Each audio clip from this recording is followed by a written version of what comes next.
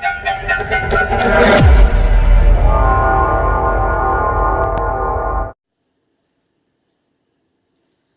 Students, so I welcome on my YouTube channel Rathore classes Mirzaganj. तो जी हाँ दोस्तों, आप सभी को बहुत सारा टॉपिक पढ़ा चुके हैं। आप सभी को बहुत सारा टॉपिक पढ़ा चुके हैं। कौन कौन सा टॉपिक पढ़ा चुके हैं? जैसा कि ये चैप्टर 19 है और चैप्टर 19 का नाम है उत्सर्जी उत्पाद एवं उसका निष्कासन। तो उसके बारे में डिस्कस कर लिए थे, अलग अलग जीवों में देख लिए थे, फिर मानव में पढ़ रहे थे। मानव में उत्सर्जन तंत्र के रूप में मुख्य रूप से कौन काम करता है? किडनी काम करता है। फिर देखे, जब किडनी का स्ट्रक्चर देखे तो मालूम चला कि किडनी की क्रियात्मक एवं संरचनात्मक इकाई को क्या कहते हैं? नेफ्रॉन कहते हैं। तो फिर चलो नेफ्रॉन के बारे में भी पढ़ लिए, ठीक है ना? ओके। फिर जब नेफ्रॉन के बारे में पढ़े तो फिर उसके बाद एक प्रोसेस देखे थे जिसको बोलते हैं मूत्र निर्माण। चौथा वीडियो जो इसके पहले वाला वीडियो था वो वीडियो किस पर था? मूत्र निर्माण के बारे में, कि मानव शरीर के अंदर मूत्र यानी कि पेशाब कैसे बनता है। अगर आप नहीं देखे हैं तो इसके पहले देख लीजिए जाकर, ठीक है ना? तो आज का ये लेक्चर रहेगा पार्ट 5। कौन सा वीडियो है ये? पार्ट 5, चैप्टर नंबर 19 का पार्ट 5। किधर बिल्ली रो रही है? एक सेकंड, वो कोई बात नहीं, उधर बिल्ली रो रही थी, उसको भगा दिए, ठीक है ना? ऐसे ही कुछ लड़ाई झगड़ा होता है ना दो बिल्ली में, उसके रूप में, तो कोई बात नहीं। तो आज ये बताने वाले हैं कि चैप्टर 19 का लेक्चर नंबर ये 5 है। पार्ट नंबर क्या है? 5 है। तो आज आप लोगों को इस वीडियो से क्या मिलने वाला है? तो आज हम बेसिकली क्या बात करने वाले हैं कि जो नेफ्रॉन का 2 भाग था, याद कीजिए नेफ्रॉन के कितने भाग? 2 भाग। एक था गुच्छ वाला भाग और एक था वृक्क नलिका वाला भाग। तो गुच्छ वाले भाग में जो गुच्छीय निस्यंदन प्रोसेस होता है वो देख लिए। अगला भाग है क्या? वृक्क नलिका वाला भाग। तो वृक्क नलिका के काम पढ़ेंगे। क्या पढ़ेंगे? वृक्क नलिका के काम पढ़ेंगे। तो वही हेडिंग है, वृक्क नलिका के विभिन्न भागों का कार्य। आज का टॉपिक क्या रहने वाला है? वृक्क नलिका के विभिन्न भागों का कार्य, उसी के बारे में पढ़ने वाले हैं। जैसे पीसीटी का काम क्या हो गया, डीसीटी का काम क्या हो गया, लूप ऑफ हेनले का काम क्या हो गया, संवाहक नली का काम क्या हो गया। तो इस प्रकार से सभी का क्या पढ़ेंगे? काम पढ़ेंगे। देखिए एक बात आप लोग को बताते हैं, हम लिख करके आते हैं, इसका मतलब ये नहीं है कि आपको सिर्फ छपवाना चाहते हैं। जी नहीं, ऐसा मेरा मकसद बिल्कुल नहीं होता है। क्यों?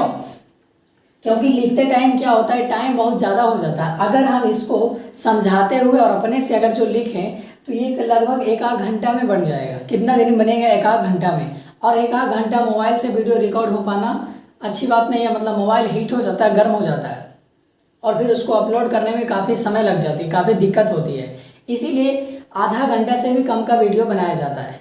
इसीलिए इसमें सोचते हैं कि जितना कम से कम हो शॉर्ट नोट्स की तरह लिखा जाए और उसको अच्छे तरीके से समझाया जाए। ज़्यादातर टाइम किसको दिया जाए? समझाने को लेकर के दिया जाए, ताकि आपको अच्छे से डिलीवर हो जो भी कंटेंट यहाँ से मिल रहा है। ओके, तो आपको ये नहीं लेकर के चलना है कि हमको लग रहा है सिर्फ छपवा रहे, नहीं, ऐसा नहीं है। हर एक पॉइंट को अच्छे तरीके से क्लियर वे में समझाएंगे और आपके ब्रेन में सेट कर देंगे, ठीक है ना? तो चलिए आज का ये वीडियो शुरू करते हैं। इसके पहले, आज का वीडियो स्टार्ट करने से पहले कल वाले टॉपिक से रिलेटेड एक छोटा सा टर्म छूट गया था। जैसे कल पढ़ाए थे आप लोग को जीएफ के बारे में। जीएफ क्या होता है? ग्लोमेरुलर फिल्ट्रेशन होता है, ठीक है ना? उसी से रिलेटेड है जीएफआर। उसी से रिलेटेड क्या है? जीएफआर। और जीएफआर का फुल फॉर्म होता है ग्लोमेरुलर फिल्ट्रेशन रेट। जीएफआर का फुल फॉर्म क्या होता है? Glomerular filtration rate.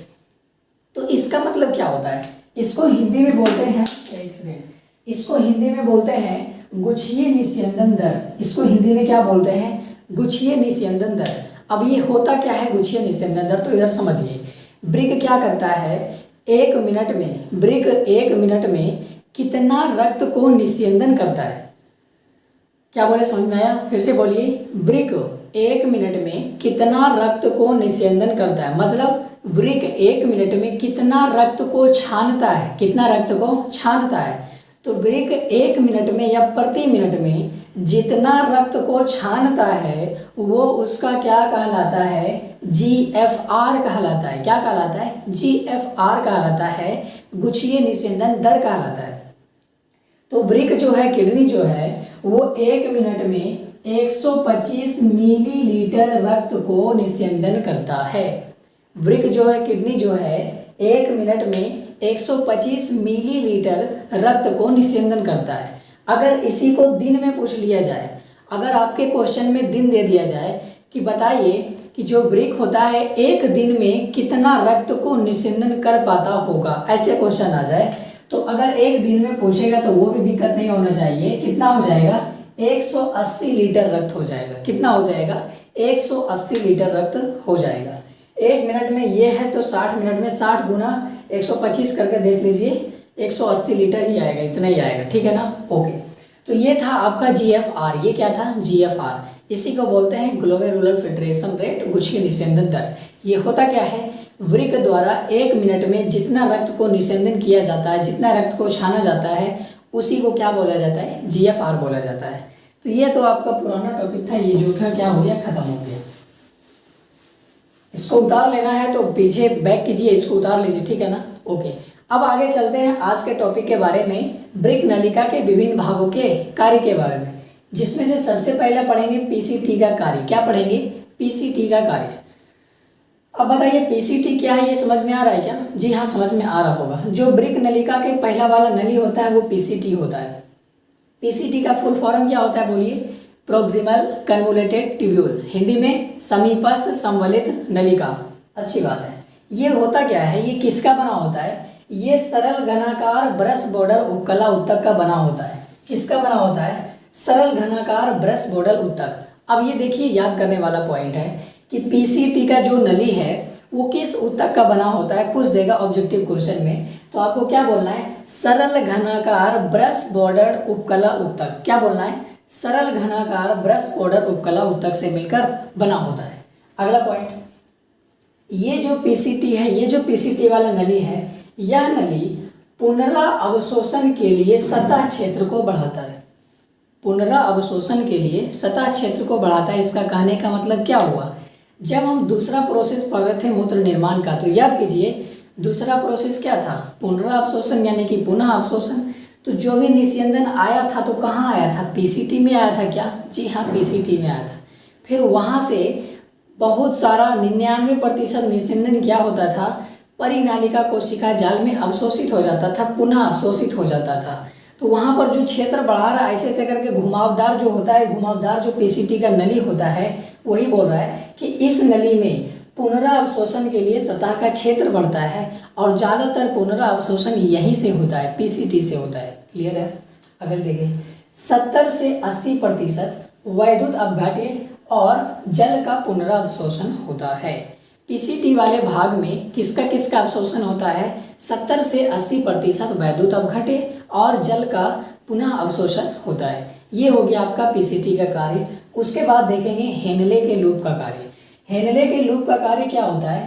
यह पुनरावशोषण बहुत कम होता है। इस वाले नली में पुनरावशोषण बहुत कम होता है। ज़्यादातर किससे होता है? PCT वाले भाग से। बहुत कम किससे होता है? हेनले के लूप से बहुत कम होता है। यहाँ पर से पुनरावशोषण बहुत कम होता है, यहाँ पर से नहीं के बराबर ही होता है। ठीक है ना? फिर बात करते हैं, ये जो हेनले का लूप था, इसमें 2 भुजा था। कितना भुजा? 2 भुजा। याद कीजिए, एक था अवरोही भुजा और एक था आरोही भुजा। अगर वहाँ पे नहीं बताए थे तो यहाँ पे देख लीजिए। ये ऐसे करके हेनले का लूप का आकार था U आकार। ठीक है ना? तो ये जो भुजा है हेनले के लूप का, ये जो भुजा जो नीचे आ रहा है, इस भुजा को बोलते हैं अवरोही भुजा। इसको क्या बोलते हैं? अवरोही भुजा। और जो हेनले का लूप ऊपर की ओर जा रहा है, इसको बोलते हैं आरोही भुजा। इसको क्या बोलते हैं? आरोही भुजा। तो हेनले के लूप का 2 भुजा होता है, एक अवरोही भुजा और दूसरा आरोही भुजा। अब ये दोनों के बारे में समझिए। ये जो अवरोही भुजा है, जो भुजा नीचे की ओर जा रहा है, उसमें क्या क्या होता है? वो जल के लिए पारगम्य होता है। किसके लिए पारगम्य? जल के लिए। अब पारगम्य क्या मतलब क्या हुआ? पारगम मतलब आर पार होना, चीज़ों का आर पार होना। तो यहाँ पर से क्या होगा? जल आर पार हो सकता है। यहाँ से जल आर पार हो सकता है। कहाँ से? हेनले के लूप के अवरोही भाग से। कौन से भाग से? अवरोही भाग से। तो ये है अवरोही भाग, तो इस वाले भाग से जल आर पार हो सकता है। आगे देखिए, ये वैद्युत अपघट्य के लिए अपारगम्य होता है। ये वैद्युत अपघट्य के लिए क्या होता है? अपारगम, मतलब आर पार नहीं होता है। यहाँ से आयन आर पार नहीं हो सकता है। पानी आर पार हो सकता है लेकिन आयन आर पार नहीं हो सकता है। तो जो चीज़ आर पार हो जाता है उसको बोलते हैं पारगम्य, और जो चीज़ आर पार नहीं होता है उसको बोलते हैं अपारगम्य। तो यहाँ पर हेनले के लूप का जो अवरोही भुजा है वहाँ कौन कौन सा चीज़ पार हो रहा है? सिर्फ जल। क्या हो रहा है? जल। तो जल के लिए क्या हो गया? ये नली पारगम्य हो गया। क्या पार नहीं हो रहा है? वैद्युत अपघट्य पार नहीं हो रहा है। तो वैद्युत अपघट्य के लिए क्या हो गया? ये नली अपारगम्य हो गया। क्या हो गया? अपारगम्य। और क्या होता है? ये जो नली है अवरोही वाला भाग, अवरोही वाला जो भुजा है, ये जो हेनले के लूप का जो नली है ये क्या करता है? निस्यंदन को सांद्र बनाता है। निस्यंदन को क्या बनाता है? सांद्र। सांद्र कहने का मतलब क्या हुआ? यहाँ से पानी को निकाल देगा, सिर्फ पानी को निकाल देगा। देखिए ना, जल के लिए पारगम्य होता है तो यहाँ से क्या हो जाएगा? पानी निकल जाएगा। तो जो भी निस्यंदन बनेगा, जो भी मूत्र बनेगा वो कैसा बनेगा? सांद्र बनेगा। ठीक है, आगे देखिए। वैद्युत अपघट्य को अवशोषित करता है। अच्छा, ये वैद्युत अपघट्य के लिए क्या होता है? अपारगम्य होता है, आर पार नहीं हो सकता है। तो क्या करता है? ये सक्रिय या निष्क्रिय रूप से वैद्युत अपघट्य को अवशोषित करता है आवश्यकता अनुसार। ठीक है ना। अब आ जाइए दूसरे भुजा के बारे में, आरोही भुजा के बारे में। जब इस वाले भुजा की बात करेंगे तो क्या बोलते हैं? उसको आरोही भुजा बोलते हैं। ये भुजा जो होता है लवन के लिए पारगम्य होता है। किसके लिए पारगम्य होता है? लवन के लिए। इसका मतलब यहाँ से लवन आर पार हो सकता है। कौन आर पार हो सकता है? लवन आर पार हो सकता है। यहाँ से लवन आर पार हो सकता है, और यहाँ क्या हो रहा था? जल आर पार हो सकता है। तो अवरोही वाले भाग में क्या होता है? जल के लिए पारगम्य होता है, और आरोही वाले भाग में क्या होता है? लवन के लिए पारगम्य होता है। ये दोनों पॉइंट ध्यान रखना है, आगे काम देगा अगले वाले टॉपिक में। ठीक है ना। और क्या होता है? Na+Cl-HCO3 बाइकार्बोनेट क्या बोलते हैं? ये क्या करता है? इसका पुनरावशोषण करता है। ये वाले भुजा में क्या क्या पुनरावशोषण होता है? Sodium ion, chlorine ion, bicarbonate ion, ये सभी का क्या होता है? पुनरावशोषण होता है। और इसका सांद्रण बहुत कम होता है। इसमें सांद्रण बहुत कम होता है। क्यों कम होता है? क्योंकि निस्यंदन तनु हो जाता है। निस्यंदन क्या हो जाता है? तनु हो जाता है। सांद्रण कम इसीलिए होता है क्योंकि इसमें लवन के लिए पारगम्य है, तो लवन बाहर निकल जाता है, तो ज़्यादातर इसमें क्या बचा हुआ होता है? पानी बचा हुआ होता है, इसीलिए इसमें सांद्रण कम होता है। अच्छा, इससे पानी निकल गया था तो सांद्र बन रहा था। इसमें पानी नहीं निकल रहा, लवन ही निकल रहा है, तो क्या बन रहा है? वो सांद्र बहुत कम बन रहा है, इसलिए क्या हो रहा है? इसको बोलते हैं तनु बोलते हैं। यहाँ पर वर्ड यूज करेंगे सांद्र, यहाँ पर वर्ड यूज करेंगे तनु। तो यहाँ पर पानी निकल रहा था इसलिए सांद्र, और यहाँ पर लवन निकल रहा है इसलिए तनु। ठीक है, ओके। अब ये हो गया हेनले का लूप का दोनों भुजा का काम क्या हो गया? खत्म। आगे देखते हैं डीसीटी का कार्य। किसका कार्य? डीसीटी का कार्य। तो ये जो भी ऊपर की ओर जा रहा है ये कौन से नली में खुलता है? डीसीटी में खुलता है क्या? जी। उसका काम देखिए, वो जो डीसीटी का होता है वो किसी विशेष परिस्थितियों में कार्य करता है। क्या मतलब हुआ? जो डीसीटी होता है वो किसी विशेष परिस्थिति में काम करता है। इसका कहने का मतलब क्या हुआ? तो कुछ इस प्रकार का कंडीशन, जहां मान लीजिए हमें पानी नहीं मिल रहा हो, बहुत जोर से प्यास लगा हुआ है लेकिन वहां पर पानी उपलब्ध नहीं है, तो ये क्या हो गया? विशेष परिस्थिति हो गया, कठिन परिस्थिति हो गया। अच्छा, एक ऐसा प्रोसेस है कि हमको बहुत ज़्यादा पानी पी लिया गया, जैसे मान लीजिए नदी तालाब में स्विमिंग कर रहे हैं और उसके समय क्या हो गया? हमारे शरीर के अंदर बहुत सारा पानी इंटर कर गया, तो वो भी कुछ विशेष कंडीशन हो सकता है। तो डीसीटी कब काम करता है? डीसीटी नली जो होता है वो कब काम करता है? विशेष परिस्थिति में। कब काम करता है? किसी विशेष परिस्थिति में। और वो करता कैसे है? सोडियम आयन और जल का पुनरावशोषण करता है। किसका किसका अवशोषण करता है? सोडियम आयन और जल का पुनरावशोषण करता है। कैसे करता है? दो हार्मोन की मदद से। किसकी मदद से? दो हार्मोन की मदद से। और वो दो हार्मोन का नाम है, एक हार्मोन का नाम है एडीएच और दूसरे हार्मोन का नाम है एंडोस्टेरोन। एक हार्मोन का नाम है एडीएच और दूसरे हार्मोन का नाम है एंडोस्टेरोन। एक हार्मोन का नाम है एडीएच, दूसरे हार्मोन का नाम है एंडोस्टेरोन। तो ये सब याद रखना है, आगे जाकर के काम देगा। आगे जो भी टॉपिक आएगा ना उसमें ये सब आएगा कि कहाँ से क्या पारगम्य होता है, कौन अपारगम्य होता है। ठीक है ना। इसका ये जो अवरोही वाला भाग है जल के लिए पारगम्य होता है, अब आरोही वाला भाग लवण के लिए पारगम्य होता है। और ये विशेष परिस्थिति में दो हार्मोन का नाम बताइए, तो एडीएच, एल्डोस्टेरोन, ये सब याद रखना है। अगला देखिए, संवाहक नली का काम देखना है। किसका काम देखना है? संवाहक नली का काम। तो जो भी संवाहक नली होता है वो पूरे किडनी में फैला होता है। कहाँ से कहाँ तक फैला होता है? जो भी नेफ्रॉन होता है उसका बाहर वाले भाग यानी कि वलकुट और उसके अंदर वाले भाग यानी कि मध्यांश पिरामिड, वहाँ तक फैला होता है। ये करता क्या है? मूत्र को आवश्यकतानुसार सांद्र बनाता है। मूत्र को आवश्यकतानुसार क्या करता है? सांद्र बनाता है, या सांद्र बनाने के लिए क्या करता है? जल का अवशोषण करता है। किसका अवशोषण करता है? जल का अवशोषण करता है। अच्छा, ये जो भी है ये कौन सा नली है? संवाहक नली है। तो संवाहक नली में क्या कर रहा है? मूत्र को सांद्र बनाने के लिए आवश्यकता अनुसार क्या हो गया? मान लीजिए हमारे शरीर में पानी की कमी है। किसकी कमी है? पानी की कमी है। तो ऐसे में हमारा शरीर क्या करता है? सांद्र मूत्र को उत्सर्जित करता है। सांद्र मूत्र कहने का मतलब उसमें ज़्यादा पानी की मात्रा नहीं होगी। क्यों नहीं होगी? क्योंकि उस कंडीशन में जो हमारा संवाहक नली होता है वो मूत्र को आवश्यकता अनुसार सांद्र करने के लिए जल को अवशोषित कर लेता है। ज़्यादा से ज़्यादा जल को क्या कर लेता है? अवशोषित कर लेता है, वेस्ट होने के लिए नहीं देता है। तो जल जब अवशोषित हो गया तो मूत्र क्या होगा? सांद्रण होगा क्या? बिल्कुल होगा। तो ये ऐसा कहानी है। हमारा शरीर जानता है जब हमारे शरीर में किसकी कमी होगी? पानी की कमी होगी। तो हमारे शरीर को ये अनुभव हो जाएगा कि हमारे शरीर में किसकी कमी है? पानी की कमी है क्या? जी हाँ, पानी की कमी है। तब हमारा क्या करेगा? ये संवाहक नली क्या करेगा? मूत्र को सांद्र बना देगा। कैसे बना देगा? पानी को वेस्ट होने ना देगा। जान रहा है कि हमारे शरीर में पानी की कमी है तो पानी बाहर निकलने देगा क्या? नहीं निकलने देगा। ऐसी पानी की कमी है तो बाहर क्यों निकलने देगा?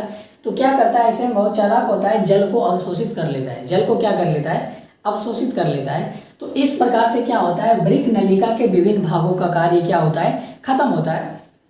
और यहाँ पर जो भी चीज़ आया कि पीसीटी में क्या हो रहा है, डीसीटी में क्या हो रहा है, लूप ऑफ हेनले में क्या हो रहा है, लूप ऑफ हेनले का जो भी अवरोही भुजा होता है वो किसके लिए पारगम्य होता है? हेनले का लूप जो आरोही भुजा होता है ये किसके लिए पारगम्य होता है? अच्छा, डीसीटी में विशेष परिस्थितियों में कौन दो हार्मोन है, ये सब याद होना चाहिए। और संवाहक नली में क्या कर रहा है? पानी का अवशोषण करके मूत्र, पानी को बचाया जा रहा है, पानी को ज़्यादा वेस्ट होने नहीं दिया जा रहा है ताकि मूत्र क्या बन सके? सांद्र बन सके। तो ये सारा चीज़ आपको याद होना चाहिए आगे के टॉपिक को समझने के लिए। क्या बोले? ये सारा टॉपिक आपको याद होना चाहिए आगे के टॉपिक को समझने के लिए। इसका मतलब क्या हुआ कि आगे जो भी टॉपिक होने वाली है इसके बिना क्या हो सकता है? वो अधूरा हो सकता है। जब तक आपको ये क्लियर नहीं है तो इसके आगे वाला वीडियो समझ में नहीं आने वाला। ये याद रहेगा तो वो समझ में आने वाला है। तो ठीक है, तो इसी के साथ बने रहिए हमारे साथ। मिलते हैं अगले वीडियो में, तब तक के लिए धन्यवाद।